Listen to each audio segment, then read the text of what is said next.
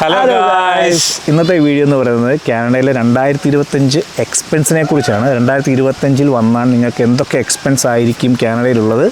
കാരണം നമ്മൾ 2020 2021 അങ്ങനെ ഒരു വീഡിയോ ഇട്ടിട്ടുണ്ടായിരുന്നു, പക്ഷേ നല്ല മാറ്റമുണ്ട് ഇപ്പം. അപ്പം ഞങ്ങൾ ബ്രേക്ക് ഡൗൺ ചെയ്യാം. അക്കോമഡേഷൻ്റെയും ഫുഡിൻ്റെ കാര്യങ്ങളാണെങ്കിലും ഗ്രോസറിയുടെ കാര്യങ്ങളാണെങ്കിലും പിന്നെ നിങ്ങൾക്ക് മാസം എന്തൊക്കെ ചിലവായിരിക്കും എക്സ്പെക്റ്റ് ചെയ്യേണ്ടതെന്ന് എല്ലാം ഈ വീഡിയോയിൽ പറയാം. Stay tuned.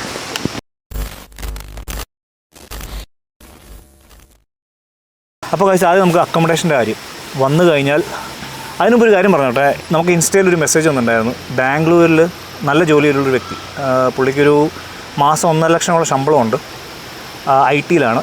അപ്പോൾ ആ ജോലി നിർത്തി പുള്ളിക്ക് PR അല്ലെങ്കിൽ സ്റ്റുഡൻ്റായിട്ടോ വരാൻ താല്പര്യമുണ്ട്. 8-10 വർഷത്തോളം എക്സ്പീരിയൻസ് ഉണ്ട് കേട്ടോ പുള്ളിക്ക്. അപ്പം അങ്ങനെ വന്നോട്ടെ എന്ന് ചോദിച്ചിരുന്നു. അപ്പോൾ അതിൻ്റെ ബേസിസിലൂടെയാണ് ഞങ്ങൾ ഈ എക്സ്പെൻസ് പറയുന്നത്. നിങ്ങൾ ഈ എക്സ്പെൻസുകൾ കേട്ടിട്ട് വന്നാൽ മുതലാവോ ഇല്ലയോ എന്ന് നിങ്ങൾ തന്നെ തീരുമാനിക്കുക, അല്ലേ? ഇതിപ്പോൾ ചോദിച്ചാൽ അവർ തന്നെയാണെങ്കിലും പലർക്കും സംശയമൊക്കെ ഉണ്ടാവും. അപ്പോൾ എല്ലാവർക്കും ഉള്ള റിപ്ലൈ ആണിത്. അതെ, എല്ലാവർക്കും ഉള്ള ഒരു റിപ്ലൈ ആണ് നമ്മൾ ഈ വീഡിയോയിൽ പറയുന്നത്.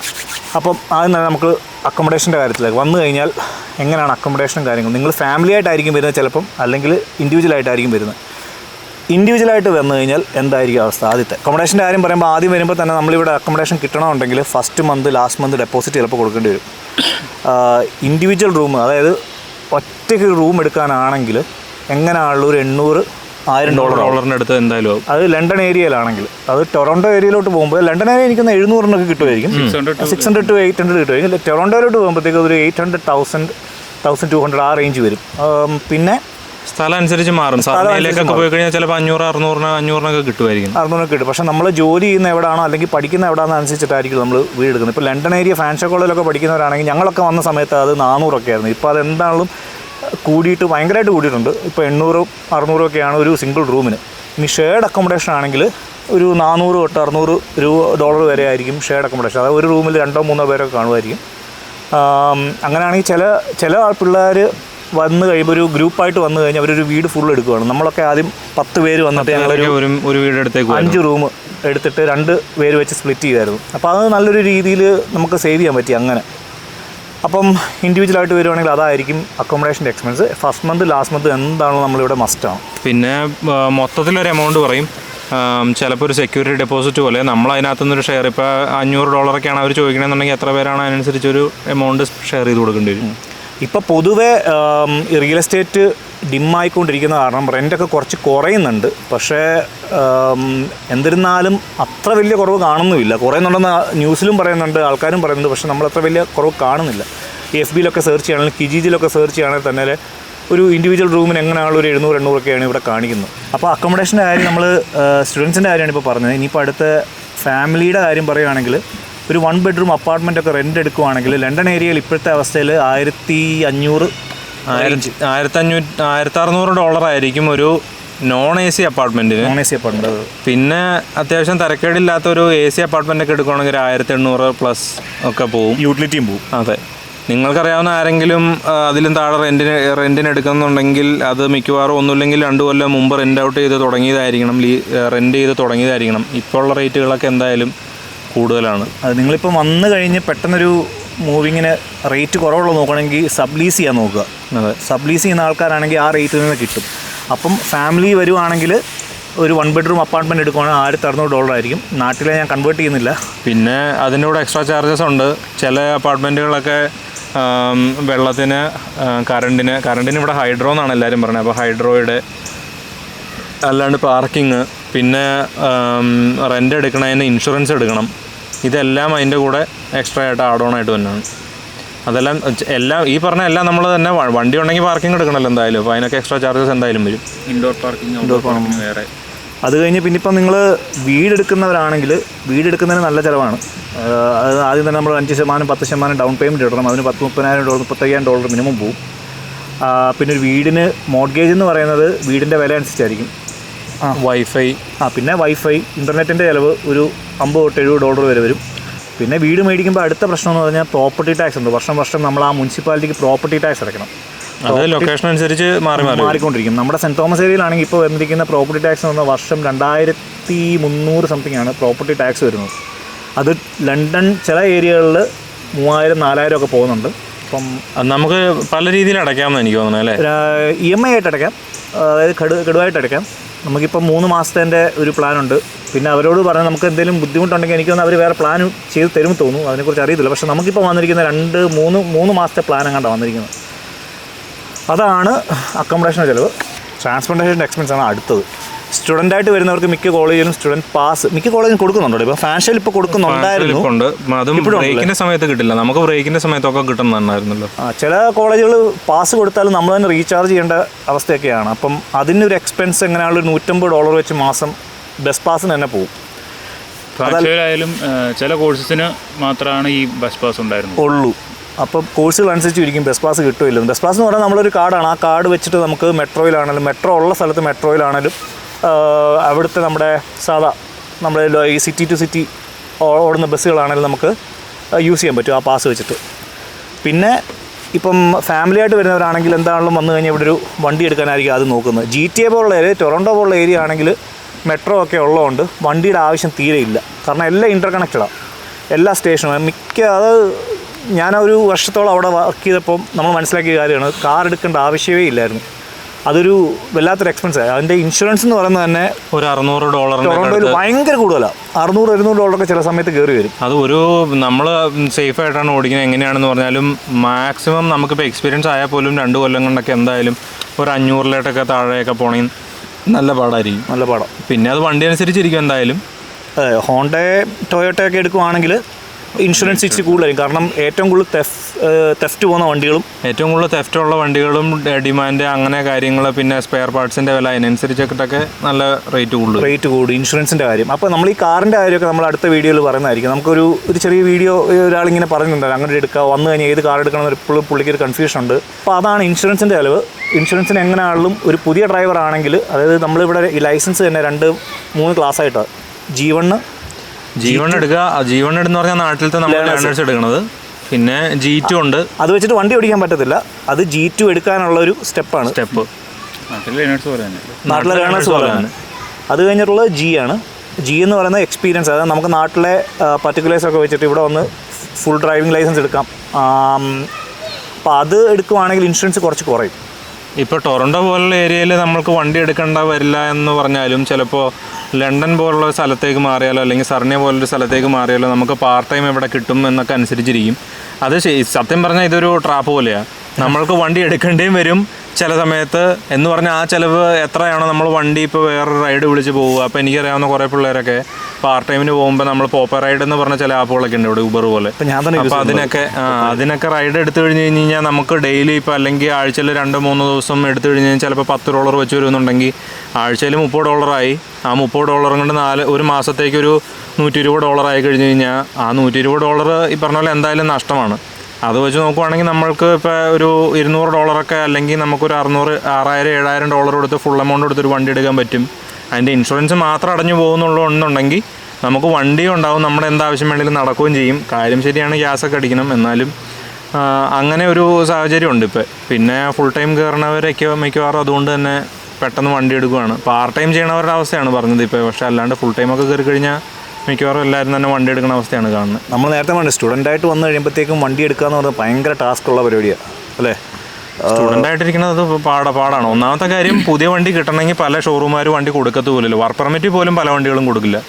അപ്പോൾ സ്റ്റുഡൻറ്റ് പെർമിറ്റിൻ്റെ കാര്യം ചോദിക്കണ്ടല്ലോ. പിന്നെ യൂസ്ഡ് വണ്ടികളൊക്കെയാണ്. യൂസ്ഡ് വണ്ടികൾ തലക്കടിച്ചു കൊടുക്കും ചിലവർ. അതെ, യൂസ്ഡ് വണ്ടികൾ നമുക്ക് വിശ്വസിക്കാൻ പറ്റില്ല ഏതൊക്കെ വണ്ടികളാണെന്ന്. പിന്നെ ഇൻട്രസ്റ്റ് റേറ്റ് കൂടുതലാണ്, ഭയങ്കര interest rate 10% interest rate. 10% interest rate ചില വണ്ടികൾക്കൊക്കെ വരും. പിന്നെ നമ്മുടെ ക്രെഡിറ്റ് സ്കോർ അനുസരിച്ച് ഇൻട്രസ്റ്റ് റേറ്റ് കുറയാൻ സാധ്യതയുണ്ട്. സ്റ്റാർട്ടിങ് 8 വെച്ചാണ് അവർ സ്റ്റാർട്ട് ചെയ്യുന്നത് ചെക്ക് ചെയ്യുന്നത്. ഇൻട്രസ്റ്റ് റേറ്റ് അല്ലേ? ഇൻട്രസ്റ്റ് റേറ്റ് യൂസ്ഡ് വണ്ടി. അപ്പോൾ ട്രാൻസ്പോർട്ടേഷൻ കാര്യം പറയുകയാണെങ്കിൽ നിങ്ങൾ ബസ് പാസ്സൊക്കെ ആണെങ്കിൽ ഒരു $150-200 ആയിരിക്കും മാസം നിങ്ങളുടെ ചിലവ് സ്റ്റുഡൻ്റായിട്ട് വരുമ്പോൾ. ഫാമിലി ആയിട്ടാണെങ്കിൽ അത് കാറിൻ്റെ റേറ്റ്. കാറിൻ്റെ ഉദ്ദേശം മന്ത്ലി EMI എന്ന് പറയുന്നത് മന്ത്ലി നമ്മൾ ബൈ വീക്ക്ലി ആയിട്ടാണ്, 2 തവണയായിട്ടാണ് ഒരു മാസം എടുക്കുന്നത്.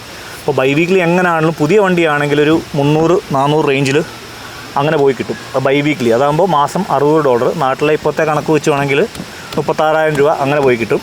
പിന്നെ ഇൻഷുറൻസ് അതിൻ്റെ എക്സ്ട്രാ 1 മന്ത് പിടിക്കും. അതായത് ഓരോ മാസമാണ് ഇവിടുത്തെ ഇൻഷുറൻസ് പിടിക്കുന്നത്. ഇൻഷുറൻസ് എന്ന് പറയുന്നത് ഡ്രൈവിംഗ് എക്സ്പീരിയൻസ് പോലെ ഇരിക്കും, പിന്നെ കാറിൻ്റെ വാല്യൂ ഒക്കെ പോലെ ഇരിക്കും. ഉദ്ദേശം പറയുകയാണെങ്കിൽ നല്ലൊരു എക്സ്പീരിയൻസ് ഡ്രൈവർ ആണെങ്കിൽ 200-250 റേഞ്ചിൽ ചിലപ്പം കിട്ടിയെന്ന് വരാം. 200 കിട്ടും. അത് ടൊറോണ്ടോയ്ക്ക് വെളിയിലുള്ള സ്ഥലങ്ങൾ. അത് ടൊറോണ്ടോയിലോട്ട് പോകുക, അല്ലെങ്കിൽ ബ്രാംപ്ടൺ മിസ്സാഗ ഏരിയയിൽ GTA പോവുകയാണെങ്കിൽ ഇൻഷുറൻസിൻ്റെ ഫ്രണ്ട്സൊക്കെ ഇപ്പോൾ പേ ചെയ്ത് $400. അപ്പം ആലോചിച്ചോണം, മന്ത്ലി കാറിന്, പുതിയ കാറിന് വരുന്നത് $600, $650 മിനിമം വരുന്നുണ്ട്. അതിൻ്റെ കൂടെ ഒരു $400 ഇൻഷുറൻസ്, അപ്പോൾ തന്നെ $1000, അപ്പോൾ തന്നെ ഒരു $60,000 അടുത്ത് അതിൻ്റെ ചിലവായിട്ട് മാറി കിട്ടി. പിന്നെ ഇതിൻ്റെയൊക്കെ പുറമെ വണ്ടി ഓടണമെങ്കിൽ ഇന്ധനം അടിക്കണമല്ലോ, അത് വേറെ ചിലവ് വേറെ. അത് വേറെ ചിലവ്, അത് ശരിയാണ്. പിന്നെ വർഷം, പിന്നെ ഇടയ്ക്കിടയ്ക്ക് ഓയിൽ ചേഞ്ച്. വണ്ടി എടുക്കുമ്പോൾ ഇത്ര ചിലവുള്ളൂ എന്ന് എങ്ങനെയൊക്കെ കണക്ക് കൂട്ടിയാലും ഒരു ആണി കയറി കഴിഞ്ഞ് കഴിഞ്ഞാൽ പിന്നെ ഇന്ധനം അടയ്ക്കാനും വണ്ടിയുടെ ചിലവിനും അടുത്ത വേറെ പാർട്ടൈം കണ്ടുപിടിക്കേണ്ടി വരും. ഇവിടെ പുതിയ വണ്ടി എടുത്താലും പഴയ വണ്ടി എടുത്താലും ഫ്രീ സർവീസ് എന്ന് പറഞ്ഞ പരിപാടിയില്ല, എല്ലാത്തിനും പേ ചെയ്യണം. ഫ്രീ സർവീസ് എന്ന് അവർ പറഞ്ഞാലും അവർ സർവീസ് ചാർജും ഓയിൽ ചാർജ് എന്നൊക്കെ പറഞ്ഞ് എക്സ്ട്രാ ഒരു ഓയിലിന് തന്നെ ആവും $120, $90 തൊട്ട് $120 വരെ ആവും സിന്തറ്റിക്കും അതൊക്കെ വെക്കുമ്പോൾ. അപ്പം $1,000-1,200 ഇടയിലാണ് കാറിൻ്റെ, അതായത് ഒരു പുതിയ കാറിൻ്റെ ചിലവെന്ന് പറയുന്നത്. അല്ലെങ്കിൽ ഒരു സെക്കൻഡ് ഹാൻഡ് എടുക്കുവാണെങ്കിൽ അതൊരു 800 തൊട്ട് റേഞ്ച്, 650-800-900 ആ റേഞ്ചിൽ വരും. ഞങ്ങൾക്ക് പക്കയായിട്ട് അറിയില്ല, പക്ഷേ ഞങ്ങളിപ്പോൾ പറഞ്ഞത് മോസ്റ്റ്ലി ടൊറൻഡോ, ഒണ്ടാരിയോ സ്ഥലങ്ങളിലൊക്കെയാണ്. BC-യിലോട്ടൊക്കെ പോയി കഴിഞ്ഞാൽ ഇതിന് റേറ്റ് കൂടുതലാണെന്നാണ് പറഞ്ഞ കേട്ടേക്കണേ. പല പ്രൊവിൻസിലും പല റേറ്റുകളായിരിക്കും. ഈ പറഞ്ഞ പോലെ G1 ലൈസൻസിൻ്റെ കാര്യങ്ങളും ഡിഫറൻസ് ഉണ്ട് പല പ്രൊവിൻസിൽ. ഇപ്പം നമ്മുടെ നാട്ടിൽ, കേരളത്തിൽ ലൈസൻസ് എടുക്കുന്ന പോലെ ആയിരിക്കില്ലോ തമിഴ്നാട്ടിലൊക്കെ ലൈസൻസ് എടുക്കുന്നത്. അങ്ങനെ ഒരു വ്യത്യാസങ്ങൾ എന്തായാലും കാണും. അപ്പോൾ അടുത്ത് നമ്മൾ പറയാൻ ഉദ്ദേശിക്കുന്നത് ഗ്രോസറി, അതായത് നമ്മൾ ഫുഡും ചിലവുകളും കാര്യങ്ങളൊക്കെയാണ്. ഒരു സ്റ്റുഡൻ്റായിട്ട് വന്നു കഴിഞ്ഞാൽ ഇപ്പോഴത്തെ അവസ്ഥയിൽ ഗ്രോസറിയുടെ റേറ്റുകൾ കുറച്ച് കൂടുതലാണ്. നമ്മൾ വന്ന സമയത്തെ പോലെയല്ല, ഇൻഫ്ലേഷൻ കാരണം റേറ്റുകൾ കൂടിയിട്ടുണ്ട്. ഇപ്പം മലയാളി കടകൾ, അതായത് മലയാളികളുടെ സ്റ്റോറൊക്കെ ഒരുപാടുണ്ട്.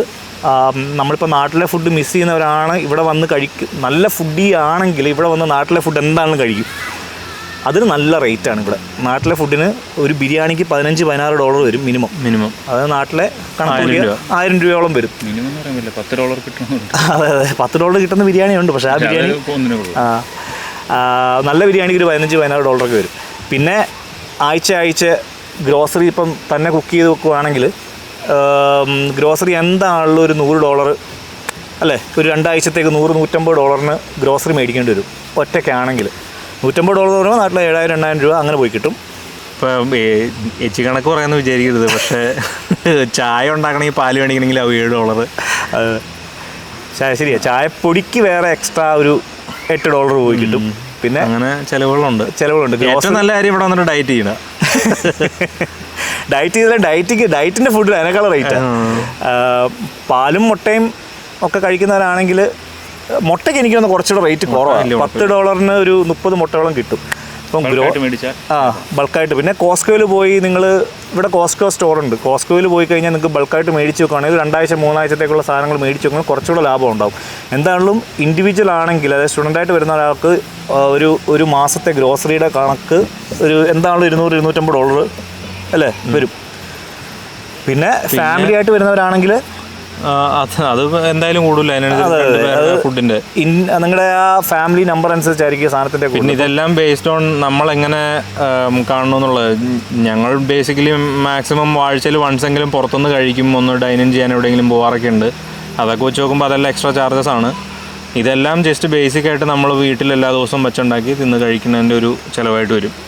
ഇതല്ലാണ്ട് സ്റ്റുഡൻസൊക്കെ മെയിനായിട്ട് ചെയ്തു വന്ന ഒരു പരിപാടി എന്ന് പറഞ്ഞു കഴിഞ്ഞാൽ ടിഫിൻ സർവീസസ് ഉണ്ട് ഇഷ്ടം പോലെ. ഇപ്പോൾ ചില ചേച്ചിമാരെ അല്ലെങ്കിൽ ഇവിടെ അറിയാവുന്ന ഫാമിലീസൊക്കെ ടിഫിൻ സർവീസ് കൊടുക്കുന്നുണ്ട്. ഇപ്പോൾ ആഴ്ചയിൽ ചിലർ 5 ദിവസമായിരിക്കും, ചിലർ എല്ലാ ദിവസവും കൊടുക്കുന്നവരുണ്ടാവും.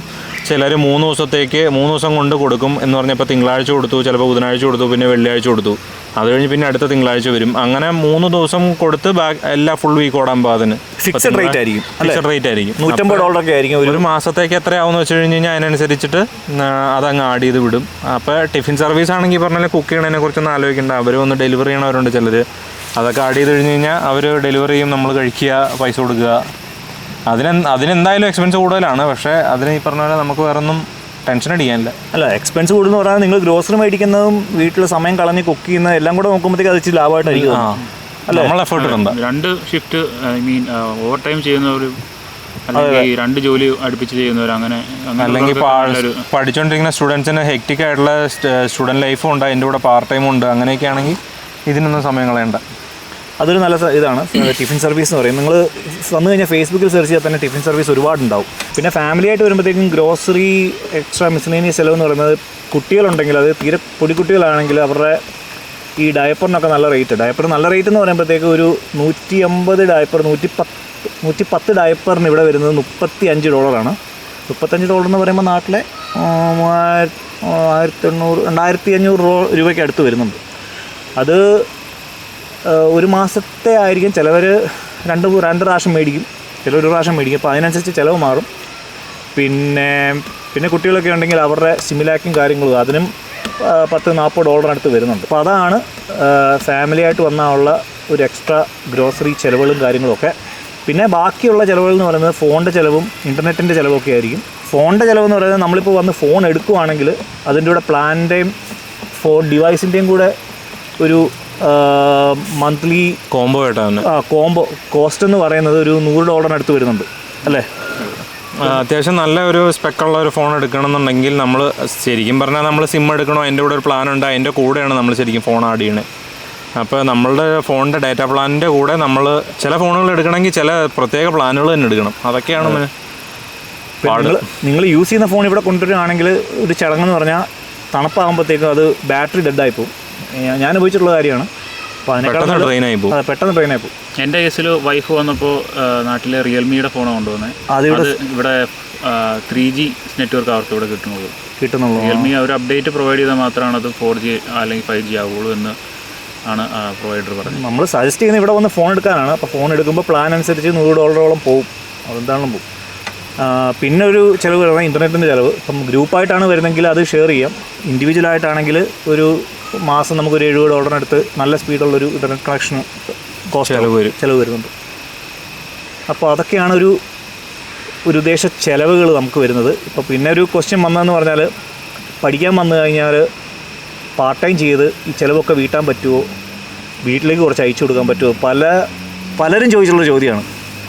അത് ശരിക്കും പറഞ്ഞാൽ നിങ്ങളുടെ ചിലവ് പോലെ ഇരിക്കും. ഇപ്പം ഞങ്ങളൊക്കെ പഠിച്ചുകൊണ്ടിരിക്കുന്ന സമയത്ത് ഞങ്ങൾക്ക് ഷെയറിങ്ങിലാണ് നമ്മൾ താമസിച്ചിട്ടുണ്ടായിരുന്നത്. ഫുഡൊക്കെ അത്യാവശ്യം എല്ലാവരോടും ഒരുമിച്ച് കുക്ക് ചെയ്ത് കുറേയൊക്കെ സേവ് ചെയ്ത് ഞങ്ങൾ വീട്ടിൽ അയച്ചിട്ടുണ്ട്, ലോണും അടച്ചു തീർത്തിട്ടുണ്ട്. അങ്ങനെ മെയിനായിട്ടുള്ള കാര്യം ഇപ്പോഴത്തെ സാഹചര്യത്തിൽ പാർട്ട് ടൈം കിട്ടുമെന്നുള്ളതാണ്. അതെ, ഇപ്പോഴത്തെ ഇച്ചിരി ഡിമ്മായിട്ടുള്ള നിൽക്കുന്ന സമയമായതുകൊണ്ട് പാർട്ട് ടൈം കിട്ടാൻ ഇച്ചിരി ബുദ്ധിമുട്ടുണ്ട്. അപ്പോൾ നിങ്ങൾ വരുമ്പോൾ തന്നെ ആദ്യം തന്നെ പോയി ഒരു ലാവിഷ് ലൈഫ് സ്റ്റൈൽ തിരഞ്ഞെടുത്താൽ ഇച്ചിരി പണി കിട്ടും. വേറൊരു കാര്യം, ഞാൻ നെഗറ്റീവായിട്ട് പറഞ്ഞല്ല, ഇതാണിപ്പോൾ ഇവിടുത്തെ റിയൽ അവസ്ഥ. ശരിക്കും ജനുവരി തൊട്ട്, ഇപ്പോൾ ജനുവരി എന്ന് പറയുമ്പോൾ ഇപ്പോൾ ഓൾറെഡി എന്തായാലും ഒരു 8-9 മാസം ആയല്ലോ. 8-9 മാസമായിട്ട് ഉണ്ടായിരുന്ന ഫുൾ ടൈം ജോലി ലേ ഓഫ് ആയിട്ട് വേറെ പുതിയൊരു ഫുൾ ടൈം ജോലി തപ്പി നടന്നിട്ട് ആ ജോലി കിട്ടാണ്ടിരിക്കുന്ന ഒരവസ്ഥയുണ്ട്. അപ്പോൾ അത്രയും പാടാണ് ഇപ്പോൾ ഇവിടെ ജോലി കിട്ടാൻ. അപ്പോൾ നേരത്തെ കമൻറ്റ് സെക്ഷനിൽ പറഞ്ഞ പോലെ നാട്ടിൽ ഹൈ പേയിങ് ജോലിയുള്ള ഒരാൾ ഇവിടെ വന്നു കഴിഞ്ഞിട്ട് ഇപ്പോൾ സ്റ്റുഡൻ്റായിട്ട് വരുമോ അല്ലെങ്കിൽ നാട്ടിൽ നിന്ന് PR എടുത്ത് വരുമോ, എങ്ങനെയാണെങ്കിലും ഇവിടെ ആ ഒരു ശമ്പളം അല്ലെങ്കിൽ അവർ ഉദ്ദേശിക്കുന്നത് എത്രയാണോ അതിൻ്റെ ഫീസിബിലിറ്റി എത്രയാണെന്ന് നമുക്ക് പറയാൻ പറ്റില്ല. കാര്യം നാട്ടിൽ എന്താണോ ചെയ്തുകൊണ്ടിരിക്കണേ അതിനനുസരിച്ച് ചിലപ്പോൾ ഇവിടെ ജോലി കിട്ടിയെന്ന് വരും. ചിലപ്പോൾ എന്തോരും എനിക്കറിയാവുന്ന കുറച്ച് പേര് പ്രൊഫൈൽ ഓവർ ക്വാളിഫൈഡ് ആണെന്നും പറഞ്ഞുകൊണ്ട് ജോലി കിട്ടാത്തവരുണ്ട്. അങ്ങനെ ഒരു പ്രശ്നമുണ്ട്. നാട്ടിൽ ഹൈ പ്രൊഫൈൽ ചെയ്തുകൊണ്ടിരുന്ന ആ പ്രൊഫൈലുള്ള ഇവിടെ ജോലി സെയിം കിട്ടണം എന്നുണ്ടെങ്കിൽ അത് ഓവർ ക്വാളിഫൈഡ്, ഒന്നുമില്ലെങ്കിൽ അതിൽ താഴെയുള്ള വലിയ കുഴപ്പമില്ലാത്തൊരു ജോലി തപ്പി കണ്ടുപിടിച്ച് അത് ഓവർ ക്വാളിഫൈഡ് ആണെന്ന് പറഞ്ഞ് റിജക്റ്റ് ആവും. ചിലപ്പോൾ നമ്മൾ ഉദ്ദേശിക്കുന്ന ജോലി കിട്ടില്ല. ഡിസപ്പോയിൻമെൻ്റ് ആവാനുള്ള സാധ്യതയുണ്ട്, ഇല്ലയെന്നൊന്നും പറയാൻ പറ്റില്ല.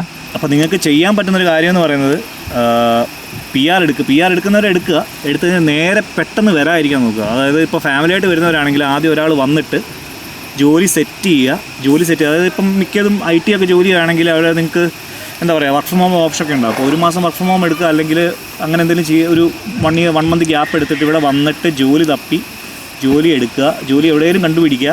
അങ്ങനെ നല്ലൊരു ഹൈ പേയിങ് ജോലി ആണെങ്കിൽ മാത്രം മൂവ് ചെയ്യാമെന്നേ ഞാൻ പറയുന്നുള്ളൂ, അല്ലേ? അല്ലെങ്കിൽ വന്നു കഴിയുമ്പോൾ നല്ല ബുദ്ധിമുട്ടായിരിക്കും. കാരണം വന്നു കഴിയുമ്പോൾ തന്നെ നമുക്ക് ഇത്ര ചിലവുകൾ ഉണ്ടാവും. അപ്പോൾ ഇതൊക്കെയാണ് നിങ്ങളുടെ ചിലവുകൾ. അപ്പം വരണോ വേണ്ടോ എന്നുള്ളത് നിങ്ങൾ ഈ ചിലവുകൾ കേട്ടിട്ട് നിങ്ങൾ തീരുമാനിക്കുക. വന്നു കഴിഞ്ഞാൽ നിങ്ങൾ അവിടെ കിട്ടുന്ന സാലറി ഇവിടെ കിട്ടുന്ന സാലറിയും കൂടെ കമ്പയർ ചെയ്യുക. ഇതൊക്കെയാണ് ചിലവുകൾ.